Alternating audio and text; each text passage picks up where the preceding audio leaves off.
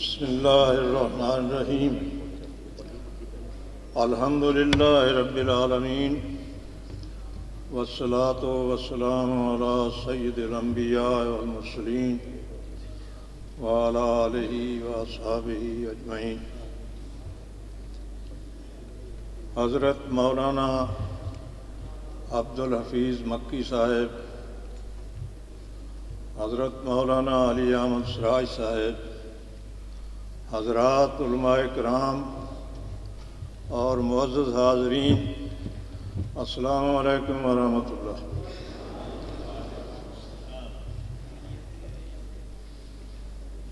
یہ بات میرے لیے باعث سعادت ہے کہ میں اس بابرکت تقریب میں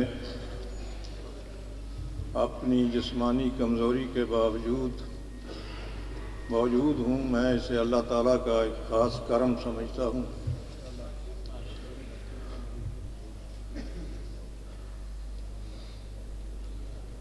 حضرت مولانا منظور احمد چنیوٹی رحمۃ اللہ علیہ سے محبت کا ایک رشتہ قائم ہوا اور پھر ان کے آخری علالت تک قائم رہا۔ ان کی وفات سے 2 دن پہلے میں ان کی عیادت کے لیے شریف میڈیکل کمپلیکس میں حاضر ہوا تو ان کی حالت کوئی اتنی خراب نہیں تھی۔ تو جو چند منٹ وہاں رہے، وہاں بھی ختم نبوت کے سلسلہ ہی میں بات چیت ہوتی رہی۔ پھر 2 دن بعد یہ جان کا خبر آئی کہ ان کا وصال ہو گیا ہے۔ ان کا پہلا جنازہ جامعہ اشرفیہ میں ہوا اور مجھے اس میں شرکت کی سعادت نصیب ہوئی۔ اس سے لمبا عرصہ پہلے ایک دفعہ وہ بیمار ہو کر میو ہاسپٹل میں داخل تھے تو میں ان کی عیادت کے لیے گیا تو چند منٹ باتیں کرتے گزرے تھے کہ حضرت نے رونا شروع کر دیا۔ تو میں نے انہیں تسلی دی تو انہوں نے کہا نہیں، یہ کوئی بیماری کی وجہ سے نہیں ہے، یہ اس وجہ سے ہے کہ آپ لوگ مجھ سے صرف عقیدہ ختم نبوت کی وجہ سے محبت کرتے ہیں۔ میں نے کہا ہاں، یہ بات بالکل درست ہے آپ کی۔ یہ قادیانیوں کا علماء حق کے روبرو آنے سے فرار، یہ تاریخ بہت لمبی تاریخ ہے۔ سب سے پہلے مرزا غلام احمد کو علماء لدھیانہ نے چیلنج کیا، وہ بھاگ گیا۔ پھر سن 1900 میں حضرت پیر مہر علی شاہ صاحب رحمۃ اللہ علیہ نے دعوت مبادلہ یا مکالمہ دی اور ایک تاریخ مقرر ہو گئی۔ بادشاہی مسجد میں حضرت پیر مہر علی شاہ صاحب رحمۃ اللہ علیہ تشریف لائے اپنے ہزاروں ساتھیوں کے ساتھ اور علماء کرام کی جماعت کے ساتھ۔ وہاں شام تک مرزا غلام احمد کا انتظار ہوتا رہا مگر وہ فرار ہو گیا۔ یہ فرار کی تاریخ بہت لمبی تاریخ ہے۔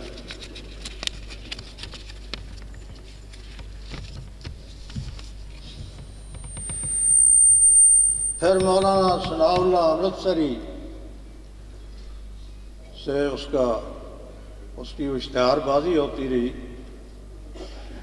تو بار بار تکرار کے ساتھ مرزا غلام احمد نے کہا کہ جو جھوٹا ہے دونوں میں سے وہ سچے کی زندگی میں مر جائے گا۔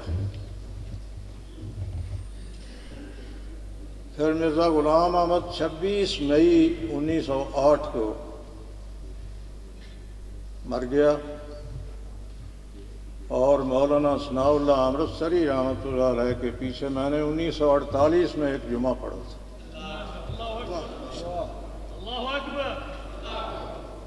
ہم جب چھوٹے تھے تو ختم نبوت کے جلسے ان زمانوں میں بھی ہوتے تھے، تو اس پیشین گوئی کو، غلام احمد کی پیشین گوئی کو، وہاں ان جلسوں میں ایک پنجابی نظم پڑھی جاتی تھی، اس کا ایک بند تھا، آخری جو فیصلہ ثناء اللہ نال سی وہ سچے تے جھوٹے دا سوال سی، سچا سی تو زندہ رہندا ایڈی کادی کال سی، وہ جو رب کول زندگی دا کال سی، وہ مرزا غلام احمد کا ایک 4 لفظی الہام ہے، کم ترین کا بیڑا غرق۔ تو کسی بند کا ایک شعر ہے، جھوٹے تے سچے وچ آپے فرق ہو گیا، پہلا کم ترین دا بیڑا غرق ہو گیا۔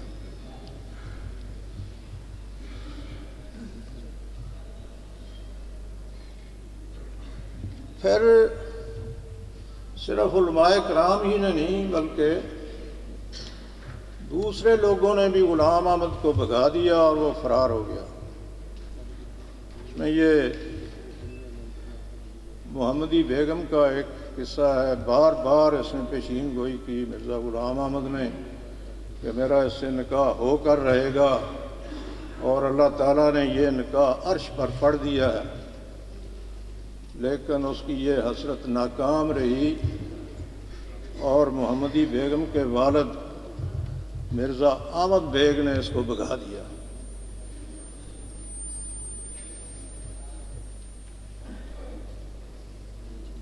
پھر علامہ سید انور شاہ کشمیری رحمۃ اللہ علیہ، ان کے مقابل بھی ان کا کوئی عالم یا کوئی خلیفہ نہ ٹھہر سکا، وہ بھی چیلنج کرتے رہے، یہ بھاگ گئے، انحراف کیا، فرار کی راہ اختیار کی۔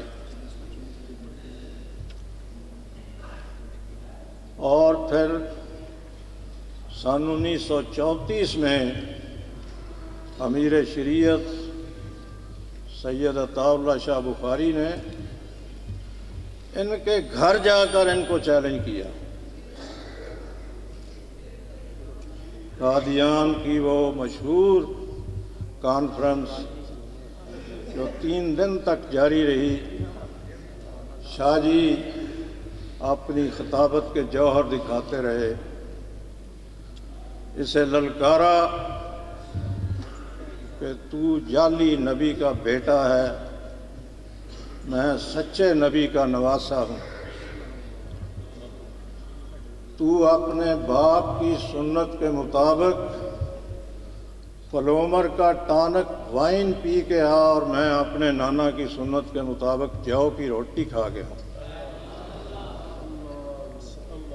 تو انگریزی ملوں کی بنا ہوا ریشم پہن کے آ، اور میں موٹا جوٹا کھزر پہن کے آؤں، ادھر نکل میدان میں آ اور مولا علی کے جوہر دیکھ۔ تو وہ غالباً اسی کانفرنس کا مجاہد ختم نبوت آغا شورش کشمیری نے ایک نظم کی صورت میں اس کو پیش کیا ہے۔ خطیب اعظم عرب کا نغمہ عجم کی لے میں سنا رہا ہے، دبیز نیندیں جھنجھوڑتا ہے، مجاہدوں کو جگا رہا ہے، اور قرون اولا کی رزم گاہوں سے مرتضیٰ کا جلال لے کر مسلمہ ایسے جال سازوں کی بیخ و بنیاد ڈھا رہا ہے اس کی للکار سے ہراساں محمد مصطفیٰ کے باغی، وفا کے جھنڈے گڑے ہوئے ہیں، غنیم پر دندنا رہا ہے۔ اور پھر شاہ جی کے بعد قاضی احسان احمد شجاع آبادی، جناب لال حسین اختر، مولانا محمد علی جلندری، ایک طویل فہرست ہے علماء حق کی. انہوں نے ہر میدان میں ان کو للکارا اور انہیں پسپائی اور رسوائی کے سوا کچھ حاصل نہ ہوا.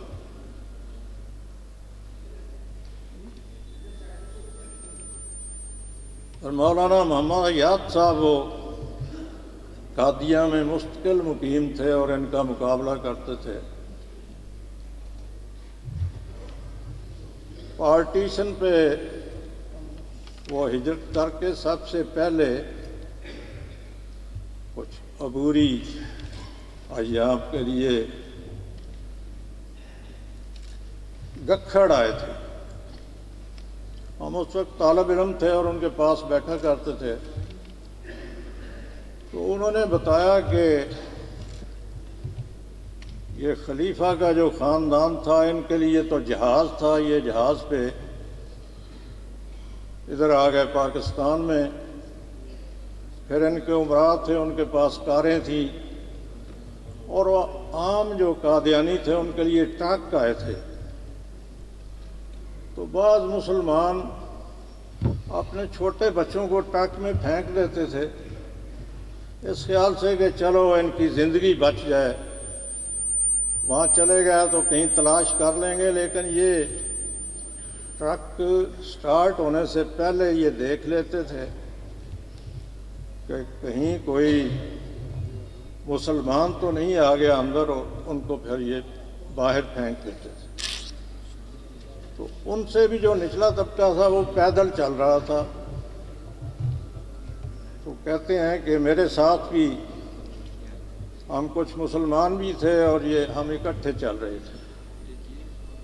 تو ان میں سے ایک نے کہا کہ مولوی جی ہن تو من جاؤ. تو میں نے کہا ہن کی ہوا؟ کہنے لگے مرزا صاحب نے کیا سی کہ ہجرت کریں گے تو ویکھ لو ہجرت ہوندی پئی ہے. تو مولانا کہتے ہیں میں نے کہا کہ آپ تو اس کی امت ہیں اور میں آپ کا کافر ہوں، میں کیوں ہجرت کر رہا ہوں؟ ہجرت ایسے تو نہیں ہوتی. تو انہوں نے بھی ان کو بڑا ٹف ٹائم دیا، قادیاں میں بھی اور اس کے بعد بھی. تو یہ بھاگنا، فرار ہونا، یہ ان کا مقدر ہے. اور مولانا منظور احمد چنیوٹی صاحب رحمۃ اللہ علیہ کی خدمات کو خراج تحسین پیش کرنے کے لیے آج سب ہم یہاں اکٹھے ہوئے ہیں. مولانا نے بڑی محنت کی اور بڑی ہمت سے کام لیا.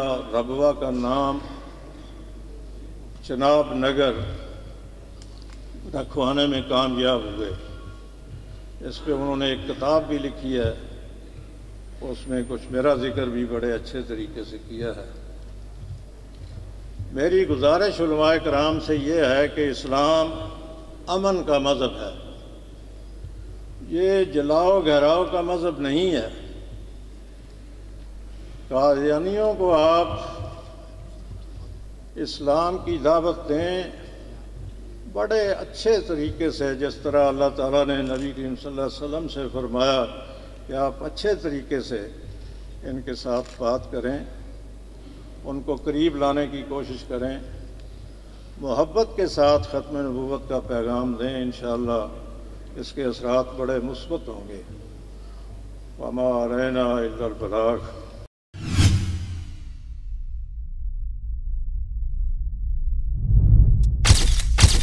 Message TV. This is your channel. This is your channel.